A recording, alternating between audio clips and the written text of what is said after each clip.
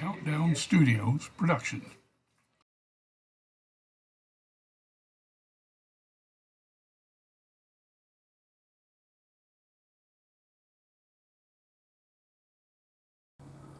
Okay, today we're going to have a discussion about the 6014 Frisco Boxcars. These were produced between 1957 and the end of post-war production in 1969. There's actually 4 different types of bodies made during that time. We're going to get into that a little bit more here as we go along, and I'll show you the types and explain them all to you. The 8.5-inch boxcar was originally designed in 1948 for the Baby Ruth boxcars that had the Scout couplers and trucks and stuff on them at that time. But later they wanted to expand them on into the 027 line, so they brought out a few more designs. One of these was the 6014 Frisco Boxcar, which was developed in 1957. This car has the distinction of having the most different variations of any of the cars in the series, and probably elsewhere in the Lionel line.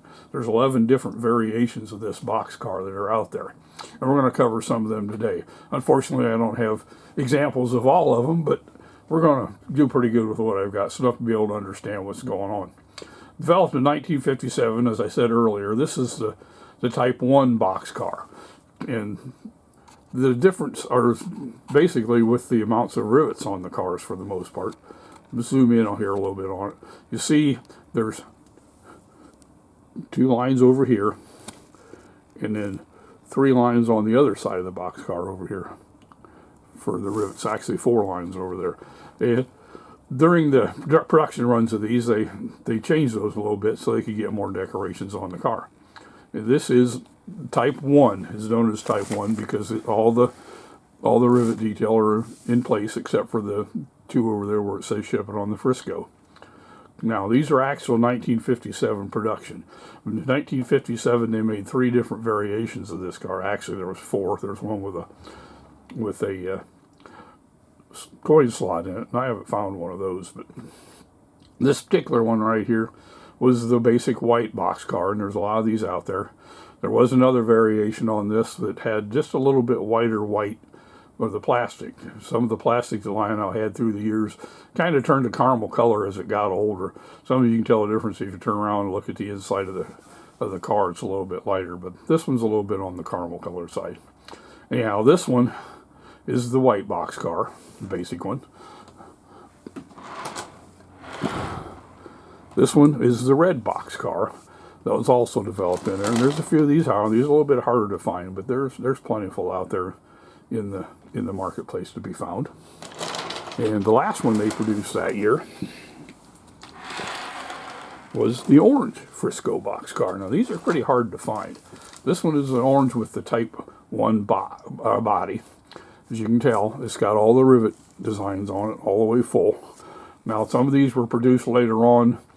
In 1969 they modified the body to the Type 3, and there's a lot of those out there, but we'll cover that a little bit later on.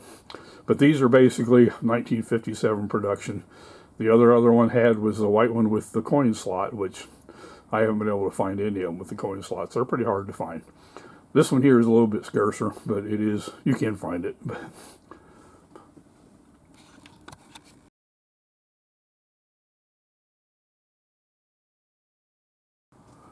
Okay, somewhere around 1962, Lionel decided to change this body mold, and they created the Type 2 body.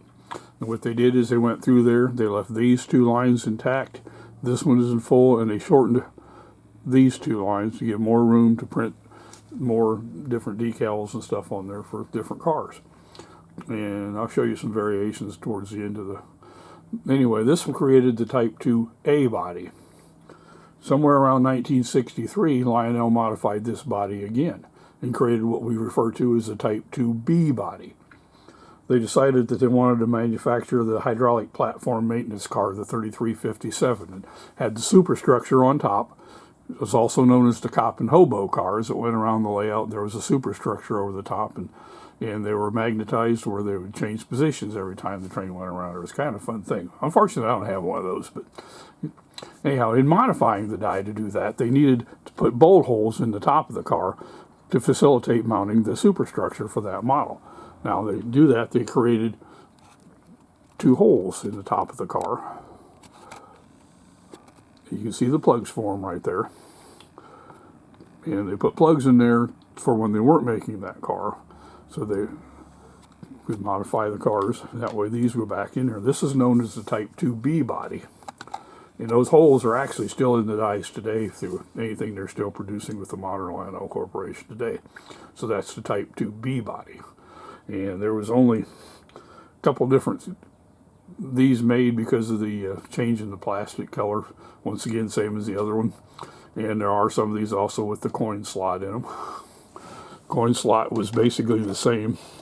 This is the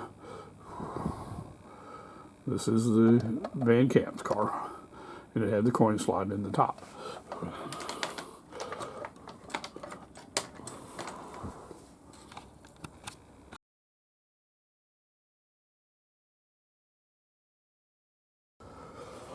Okay, now what you're looking at here is the Type 3 body. These were 1969 production, and you have, they shortened up the 2 rivet lines on this side. Move in on that. And eliminated the 2 on this side are still there. And that became known as the Type 3 body. And all 69 production was that Type 3 body. Now this one here you can see, once again, has the plugs on the top. And it was opposed with this one over here. You see the difference in the body colors. There's a white one, and then there's a darker one. Same problem with that plastic, it kept turning that cream color. So those were the white ones. Now, what you're looking at here was in 1969, they decided to bring back the orange body again. And it's also known as the 6014-85 because of the orange body. This also is the Type 3 body. Now, I've seen people on eBay trying to sell these things, claiming that they're the 1957 production, and they're not, because it's a Type 3 body. It didn't come out till 1969. So you look real close on that. And I'm going to zoom in on it here a little bit. Oops, a little too close.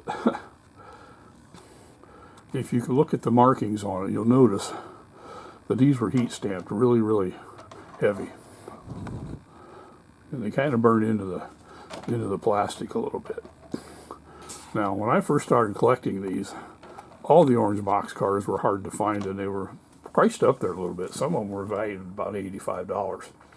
But after I bought this with 2 other cars from a gentleman, and he told me, whether the story's true or not, but this is the story that I got, that he had known somebody that had worked at the Lionel company, and they were getting ready to throw these out. I also got the 6059 brown caboose and a 6462 gondola, and all 3 of them look like brand new. If you look real close on this, you can probably even see some of the flow marks on it where it was manufactured. In fact, this is the first time I've ever put this car on the track. It's like mint condition, okay? But anyhow, that got the story I got, and looking at this and other things that was going on, I think probably that's a true story, because after I bought this, and I didn't pay a big premium price for it, I got a good deal. All of a sudden, people started flooding the markets with these. And every one of them I've seen on eBay appears to have that same flaw where the heat stamping was really put in it really, really deep. So my suspect is, being a quality guy myself, that these were probably rejected at Lionel and put in a box. They never planned on using them. And they probably were getting ready to be thrown away because they weren't planning on using them. But then somebody rescued them. And then about the time I bought this, the guy told me that after 30 years sitting in the box, they decided to go ahead and assemble them and sell them. And that's exactly what they did. And all of a sudden after that, they flooded the market with these. It's brought the value down on these quite a bit, actually. The thing here is, this is the 57 production, and that's the 69 production. Once again, Type 3 body, or Type 1 body, Type 3 body. The people trying to pass these off as this one, but they're not. These are still a a little harder to find over here than these are. But these are getting plentiful out there. But still a nice, valuable car, pretty car. It's one of my favorites.